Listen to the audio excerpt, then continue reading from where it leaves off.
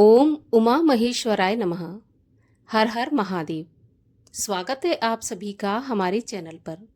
आज के इस वीडियो में हम बात करने वाले हैं भाद्रपद मास की तृतीया तिथि को रखने वाले व्रत कजरी तीज के बारे में।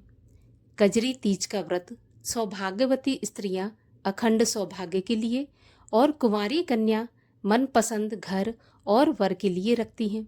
इस दिन भगवान शिव और माता पार्वती का विधि विधान से पूजन किया जाता है।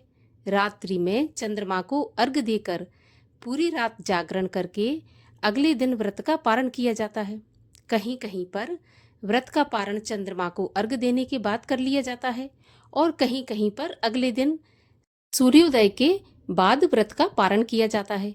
तो जैसे आप हमेशा से व्रत रखती आई हैं या फिर आपके यहाँ पर जैसा रिवाज हो उस प्रकार से आप इस व्रत का पारण करें। आप रात्रि में करते आए हैं तो रात्रि में करें, अगर आप सुबह करते हैं तो सुबह करें। इस प्रकार से कजरी तीज का व्रत आप रखें। इस व्रत में खास बात यह है, वैसे तो ये व्रत जो बड़ी तीज होती हैं साल की, जैसे कि हरतालिका तीज है, हरियाली तीज है, उसी प्रकार कजरी तीज का भी व्रत रखा जाता है।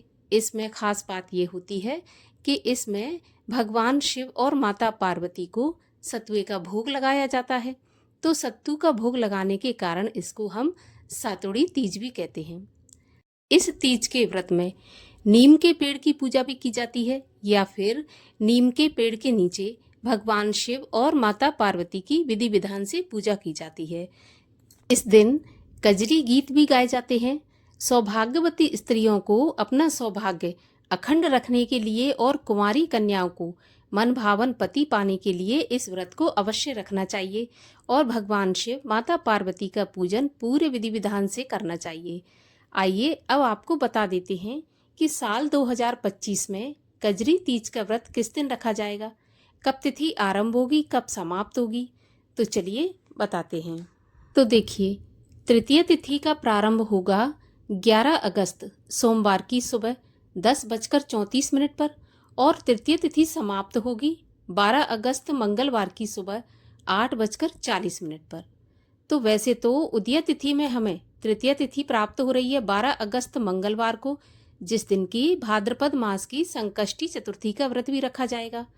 तो 12 अगस्त मंगलवार के दिन कजरी तीज का व्रत रखा जाएगा। अब 12 अगस्त को मंगलवार के दिन भद्रा का साया भी रहेगा। तो ऐसे में 11 अगस्त को भी कई भक्तगण या महिलाएं व्रत रखेंगी। तो आप जैसा चाहें, 11 को भी आप व्रत रखा जाएगा तो व्रत रख सकती हैं और उदया के अनुसार अगर आप व्रत का पालन करते हैं तो फिर आप 12 अगस्त को रख सकते हैं। 12 अगस्त के दिन राहु काल का समय होगा दोपहर में 3 बजे से लेकर 4:30 बजे तक। और जैसा कि हम सब जानते हैं कि राहु काल का समय अशुभ समय माना जाता है। राहु काल के समय पर किसी भी प्रकार का शुभ काम, पुण्य काम, पूजा, कथा इत्यादि नहीं की जाती है। नए काम की शुरुआत भी नहीं की जाती है।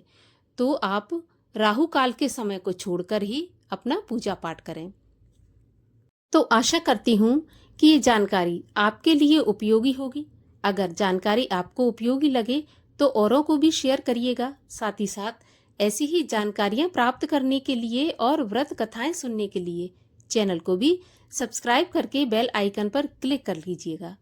तो चलिए अब मिलते हैं अगले वीडियो में। तब तक के लिए राधे राधे।